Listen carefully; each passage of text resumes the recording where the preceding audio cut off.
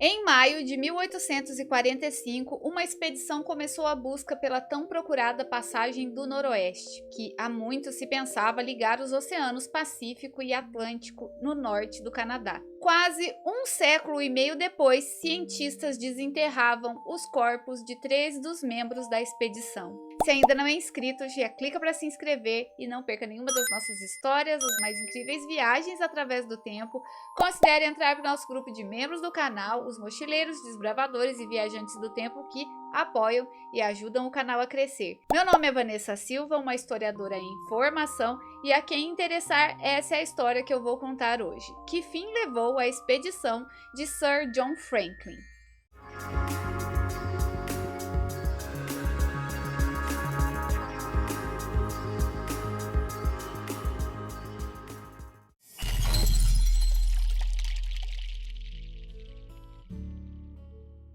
Em agosto de 1984, na ilha de Beechey, na entrada do canal de Wellington, no tão distante norte do Canadá, um grupo de cientistas, depois de escavar quase 1,5 metros de cascalho e permafrost, que é uma camada de solo sedimentado ou rocha que permanece congelada durante pelo menos 2 anos e tem uma temperatura igual ou inferior a 0 graus Celsius. Eles cavaram durante 4 dias e abriram a primeira de 3 sepulturas, ali deixadas por uma expedição dos meados do século XIX. O que viram os deixou sem fala. No solo gelado, que nem o sol do verão consegue derreter, quase intacto estava o corpo de um jovem que havia morrido há 138 anos. Esse jovem e seus 2 companheiros sepultados junto com ele eram tripulantes dos navios Erebus e Terror, que tinham chegado ali sob o comando de Sir John Franklin. E agora a gente volta no tempo.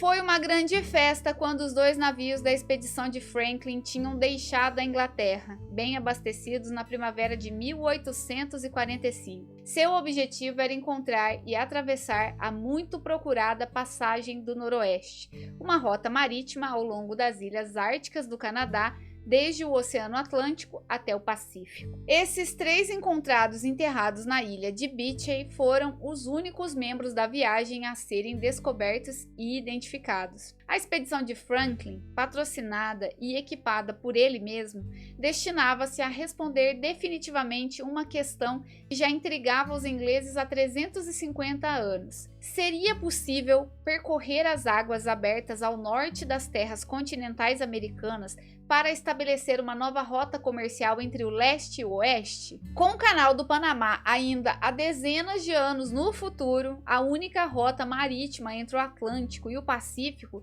exigia dobrar o perigoso e tempestuoso Cabo Horn, na ponta da América do Sul. Não seria talvez mais vantajoso em termos de tempo e distância se conseguissem descobrir uma passagem marítima ao norte do Canadá e do Alasca e depois atravessar o Estreito de Bering para o Oceano Pacífico? Essa hipótese perseguia os ingleses desde os finais do século XV. John Cabot, de nome de batismo Giovanni Caboto, italiano contemporâneo de Colombo, havia atravessado o Atlântico Norte em 1497 a serviço do rei Henrique VII. Sobre a sua descoberta da Terra Nova repousavam os direitos da Inglaterra sobre a América do Norte. Mas a Terra Nova não era o Catai ou a China, como Cabot pensou naquele momento. Nem ele havia descoberto a passagem do Noroeste. Outros seguiram posteriormente, entre os quais portugueses, franceses e holandeses, todos em busca de uma passagem ao norte para o Pacífico. Henry Hudson, William Baffin e outros deixaram seus nomes no mapa, mas nenhum deles chegou à costa ocidental do continente. Na primeira das 3 viagens que fez entre 1819 e 1825, William Edward Parry esteve perto do triunfo ao atingir a ilha de Melville, perto do mar de Beaufort, ao norte do Alasca. Finalmente, em 1844, foi anunciado que seria feita uma nova tentativa para descobrir a passagem do Noroeste. Mas quem deveria chefiar essa expedição que se realizaria no ano seguinte e que também deveria levar a missão de fazer o levantamento e cartografar as zonas desconhecidas do norte canadense? Quando Sir John Franklin ofereceu seus serviços, os lords do almirantado hesitaram. Não que estivessem colocando em dúvida sua capacidade, perseverança e conhecimento das regiões polares do norte. Sua experiência e caráter já eram bem conhecidos, mas a idade desse oficial da marinha altamente condecorado era inquietante, 59 anos. Ao questioná-lo, ele disse: não, meus senhores, nada disso. Calmamente, Franklin disse: só tenho 58 anos. E recebeu o comando. É curioso hoje em dia pensar sobre essa preocupação com ele ter 58, 59 anos, mas naquela época a expectativa de vida era bem mais baixa. Então uma pessoa com 59 anos já estava à beira dos anos finais da sua vida. Esse era o motivo da ressalva com a idade de John Franklin. Já desde esse momento, ele ficou obcecado pela ideia de explorar o Ártico canadense. A serviço do almirantado, Franklin começou por fazer levantamentos das terras ao longo da costa norte do continente norte-americano, a leste do rio Coppermine, em 1819. Depois de 3 anos e meio de terríveis privações e sofrimentos inimagináveis, regressou à pátria, partindo de novo para as terras dos gelos e neves eternos em 1825. Dessa vez desceu o rio Mackenzie até o mar de Beaufort para explorar a parte ocidental da costa do continente, tendo feito levantamentos e cartografado centenas de quilômetros do litoral ártico e publicado uma obra em que descrevia o modo de vida dos nativos e dos esquimós. Ele já era uma figura nacional. Em 1829 recebeu o título de Sir pelos serviços prestados. Posteriormente foi encarregado de uma missão totalmente diferente como vice-governador de uma colônia penal na ilha australiana da Tasmânia. Porém, essa ânsia de exploração de Franklin não diminuiu durante sua vida, mesmo se aproximando do seu 60º aniversário. E quando, em 1844, surgiu uma oportunidade, ele não hesitou. Uma vez mais, estava decidido a desafiar o norte, enfrentar os gelos, o frio, as tempestades do Ártico para atingir o objetivo que seu país estava querendo conquistar, a descoberta de uma ligação marítima ao norte entre o Atlântico e o Pacífico. Todos na Inglaterra estavam convencidos de que o empreendimento seria bem sucedido, considerando que tudo foi preparado nos mínimos detalhes. Os navios à vela Erebus e Terror tinham sido convertidos em navios a vapor de hélice, os primeiros do gênero enviados ao Ártico. Uma coisa curiosa sobre o nome dos navios são os seus significados. Da mitologia grega, Erebus é o deus primordial das trevas e da escuridão. Ele personifica a região sombria que os mortos devem atravessar após a morte antes de chegarem ao submundo de Hades. E terror ou terrores são personificações ou espíritos que causam medo extremo e pavor. Eles são considerados como os filhos de Ares, o deus da guerra, e são associados a manifestações violentas e assustadoras, e vocês vão ver que esses nomes tenebrosos combinariam bem com tudo o que aconteceu. Foram embarcadas provisões para 3 anos. A tripulação, num total de 129 homens, tinha sido submetida a exames específicos antes de ser aprovada. Ao som de vivas de uma multidão de londrinos entusiasmados, os navios desceram o rio Tâmisa e entraram no mar em 19 de maio de 1845. A expedição de Franklin estava lançada. Pouco depois, uma mensagem de Franklin manteve a euforia no país. Estamos seguros no nosso êxito. A próxima posição será Hong Kong, na China. A seguir, um navio de pesca de baleias avistou o Erebus e o Terror navegando rumo ao oeste, na Baía de Baffin, entre a Groenlândia e o Canadá, mas os perdeu de vista depois que os 2 navios entraram no Estreito de Lancaster. E então se passou 1 ano, depois outro, sem qualquer mensagem da expedição. O que não era de se estranhar nesse tipo de empreendimento, e naqueles tempos de comunicações limitadas não dava para esperar um rastreio de satélite, um GPS, nem uma ligação de celular, né? Quando chegou a primavera de 1848, após o 3º inverno, a pergunta que ecoava cada vez mais ansiosa na Inglaterra era: onde estará Sir John Franklin? O almirantado britânico ofereceu uma recompensa de 20.000 libras a quem encontrasse a expedição e salvasse seus membros. A essa recompensa, Lady Franklin, a esposa de John, juntou mais 3.000 libras do seu próprio dinheiro. E assim teve início uma das mais vastas buscas da história. Nos 10 anos seguintes foram feitas 40 expedições que custaram, no total, 4 milhões de dólares. Diversos barcos avançaram para a Baía de Baffin, onde o Erebus e o Terror tinham sido vistos pela última vez, e seguiram depois rotas que Franklin poderia ter percorrido. Outros começaram a procurar a partir do oeste, atravessando o Estreito de Bering até Beaufort, no norte do Alasca, onde a expedição deveria ter surgido na sua viagem a caminho do Pacífico. Cada equipe de busca deixava mantimentos pelo caminho e mensagens debaixo de marcos de pedras. Outras mensagens eram colocadas dentro de pequenos barris ou gravadas em coleiras de raposas, que eram apanhadas para tal e soltas em seguida. As viagens, tanto por terra como por mar, através dessas regiões hostis, ultrapassaram os maiores feitos exploratórios realizados no Ártico até aquela época. Descobriram ilhas desconhecidas, cartografaram litorais, exploraram estreitos e eliminaram muitas zonas em branco dos mapas nessa busca. Mas da expedição de Franklin nada se encontrou, nem navios, nem sobreviventes, nem sequer algo que pudesse ter sobrado deles. Corria o ano de 1851, quando a tripulação de um navio ancorado na ilha de Beechey foi até a terra e, ao iniciar buscas, encontrou o que restava de um depósito bem equipado, um depósito da expedição de Franklin. Garrafas vazias, carne enlatada e rolos de corda tinham sido deixados ali pela expedição. Foram encontrados os primeiros vestígios aparentes. Sir John e seus homens haviam passado o inverno de 1845-1846, o primeiro depois de deixarem a Europa, na ilha de Beechey. Ali perto foram encontrados, embora não tenham sido abertas na ocasião, as sepulturas dos 3 membros da tripulação. Uma lápide tinha o nome de John Torrington,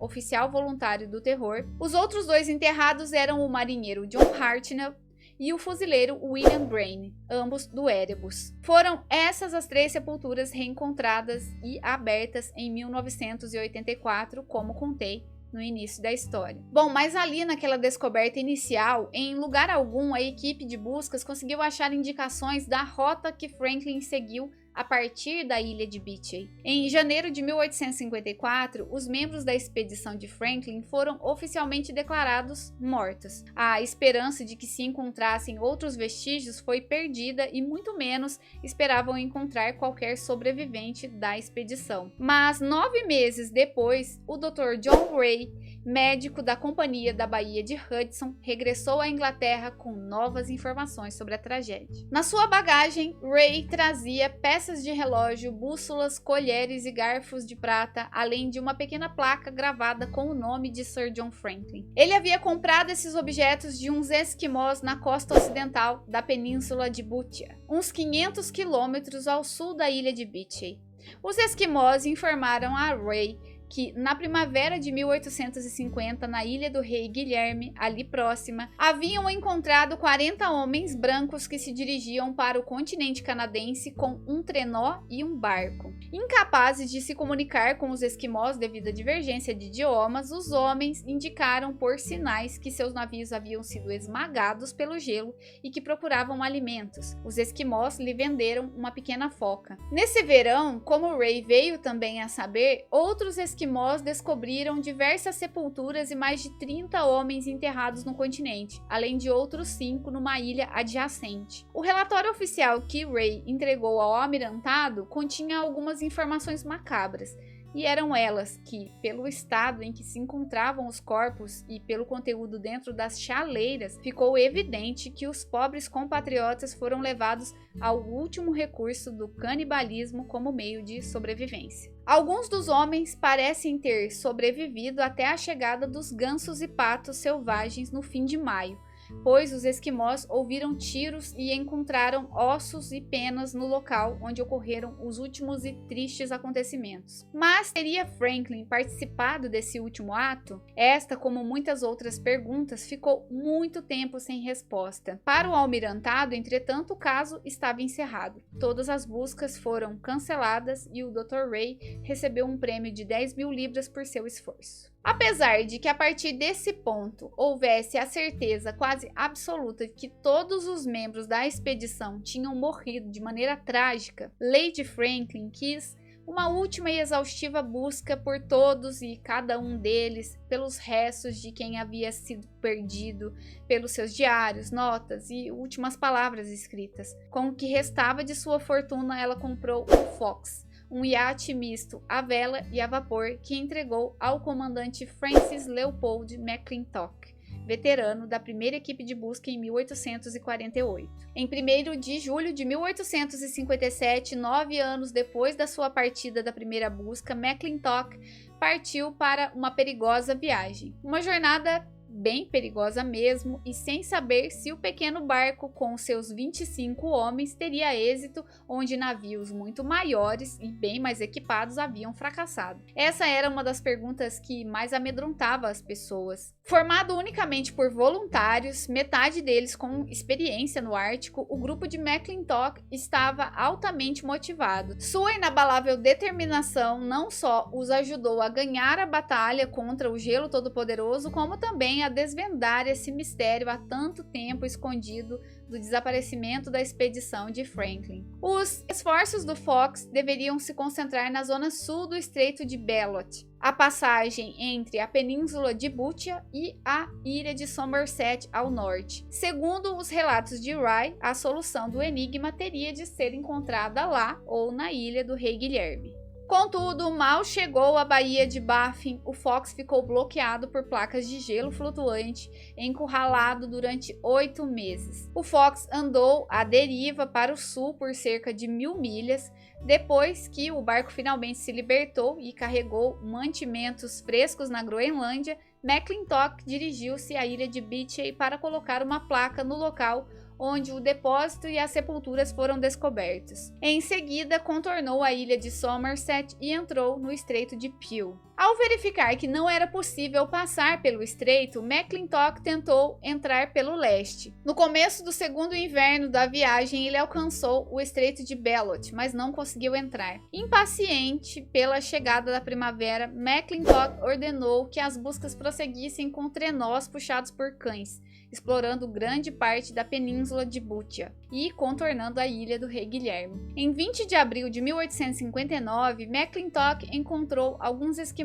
que transportavam objetos do Erebus e do Terror e que finalmente lhe forneceram informações sobre o destino dos 2 navios. Um deles havia sido esmagado por massas de gelo ao largo da costa noroeste da ilha do Rei Guilherme. O outro, gravemente danificado, foi puxado para a terra, abandonado e posteriormente utilizado como fonte de combustível por nativos. Outra equipe de busca por terra, liderada pelo tenente Hobson, fez uma descoberta significativa em Victory Point, na costa noroeste da ilha do Rei Guilherme. Sob um marco de pedra, encontraram uma mensagem assinada pelo tenente Graham Gore, datada de 28 de maio de 1847, relatando que tudo estava bem após o segundo inverno e que Franklin ainda era o comandante da expedição. No entanto, um ano depois, os capitães Fitzjames e Crozier acrescentaram um triste pós-escrito. Os navios de Sua Majestade Terror e Erebus foram abandonados em 22 de abril de 1848, estando presos desde 12 de setembro de 1846. Sir John Franklin morreu em 11 de julho de 1847, e até essa data houve a perda de 9 oficiais e 15 soldados da expedição. Partiremos amanhã para o Backfish River. Pouco tempo depois, Hobson encontrou um pequeno barco montado sobre um trenó, dentro do qual estavam 2 ossadas. Ali perto estavam espalhados relógios, livros, artigos de toalete e uma variedade espantosa de objetos que poderiam ser considerados carga, mas de quase nenhuma utilidade e que provavelmente teriam sobrecarregado os passageiros dos trenós. Os únicos alimentos encontrados foram um pouco de chá e 20 quilos de chocolate. A partir desse ponto foi onde teve início a viagem para o sul, que se transformaria na marcha para o fim dos 105 sobreviventes que restavam. Finalmente foi possível reconstituir o que tinha acontecido. Em julho de 1845, 2 meses após a partida da Inglaterra e conforme relatado pelo navio de pesca de baleias, que os avistou pela última vez, o Erebus e o Terror entraram no Estreito de Lancaster. Com o Estreito de Barrow ainda bloqueado pelo gelo, Franklin procurou uma passagem mais ao norte, encontrando uma no canal de Wellington. No entanto, essa rota os levou muito para o norte, quando seu destino era o oeste, o que os obrigou a retornar para passar o inverno de 1845 e 1846 na ilha de Beechey. Na primavera seguinte, ainda com o Estreito de Barrow bloqueado, Franklin optou por uma rota mais ao sul, navegando ao longo das costas ocidentais da ilha Somerset e da península de Boothia, em direção à ilha do Rei Guilherme. E agora, para onde ir? Mais ao sul? Mais ao oeste? O mapa de Franklin mostrava a ilha do Rei Guilherme não como uma ilha separada, mas como parte da península de Boothia, o levando a decidir rumar para o oeste. E esse foi o início do desastre. Os 2 navios seguiram para o oeste e em 12 de setembro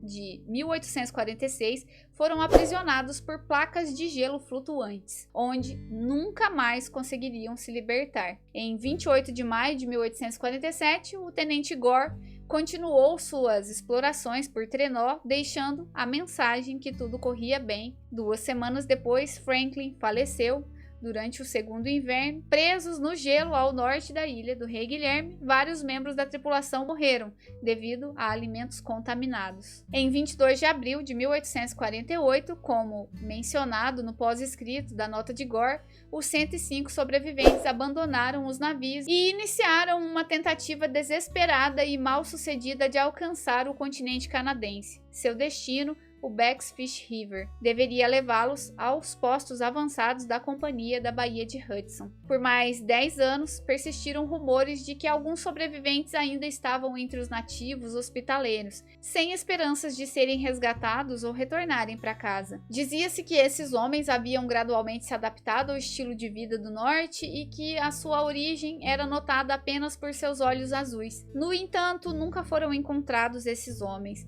Ao contrário, parece que, um por um, os membros da expedição de Franklin sucumbiram ao ambiente hostil do norte gelado. Uma das questões que intrigavam sobre o destino da expedição de Franklin era que, porque, apesar de terem alimentos e munições, todos os homens acabaram perecendo. Durante mais de um século, esse mistério permaneceu sem resposta. Posteriormente, o antropólogo Owen Beatty descobriu uma possível explicação nos corpos exumados na ilha de Beck em 1984. Eles revelaram níveis anormalmente altos de chumbo que se acreditava terem sido ingeridos através de alimentos provenientes de latas mal soldadas entre as provisões do navio. O envenenamento por chumbo causa perda de apetite, exaustão, fraqueza, distúrbios do sistema nervoso central, comportamento instável e paralisia. Além disso, torna a vítima mais suscetível a doenças comuns como pneumonia. Assim, o envenenamento por chumbo pode ter contribuído significativamente para o desfecho trágico da expedição. Apesar dos pesares, essa expedição de Franklin não apenas despertou um interesse renovado pelo Ártico, mas também acabou contribuindo para várias descobertas importantes. Como muitas viagens de busca e salvamento sem procedentes aconteceram depois, acabaram permitindo que se cartografassem vastas extensões do norte canadense e, afinal, a tal passagem do noroeste foi descoberta? Sim, ela foi descoberta. A sorte que faltou para Franklin premiou a expedição de salvamento chefiada por Robert McClure. Enviado para encontrar Franklin e seus homens, McClure entrou na região ártica pelo Estreito de Bering no verão de 1850. Passou ao sul da ilha de Banks e entrou no Estreito do Príncipe de Gales, que conduz ao Estreito de Melville, depois ao Estreito de Barrow, rota conhecida para quem vem do Atlântico. Percebendo que havia descoberto a passagem do noroeste, McClure exclamou graças a Deus, mas não teria sorte de atravessar a passagem, pois seu navio ficou bloqueado pelo gelo e, após o terceiro inverno, teve de ser abandonado quando outro navio de busca de Franklin ofereceu passagem de regresso.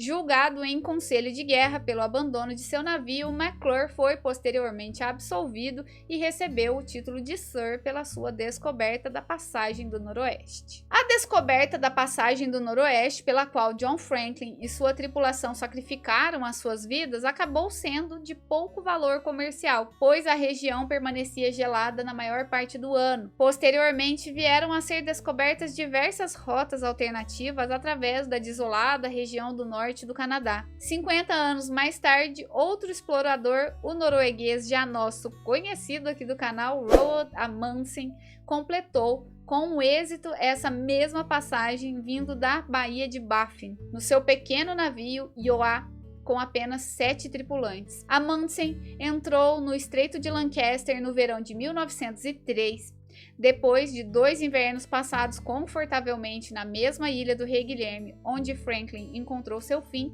Amundsen retornou à viagem sempre próximo à costa, passou um 3º inverno a pouca distância do Alasca e a viagem completou-se quando o Iowa percorreu o Estreito de Bering em 30 de agosto de 1906. Em 1969, o superpetroleiro Manhattan foi o primeiro navio mercante a fazer o percurso completo. No entanto, o Canadá rejeitou o estabelecimento de uma rota comercial devido ao impacto ambiental negativo que acarretaria. Roald Amundsen se tornou o primeiro navegador a completar a viagem marítima entre os 2 oceanos, uma jornada que levou cerca de 3 anos para ser realizada. Sua rota, como ele descreveu, era estreita e sinuosa, oferecendo pouca utilidade para o comércio, além de mercadores de peles ou missionários. No final das contas, não viria a existir uma rota comercial fácil e rápida para os vastos mercados da Ásia. A partir daqui, seriam heróis intrépidos, frequentemente solitários, que enfrentariam as terríveis atribulações da fome, da desnutrição,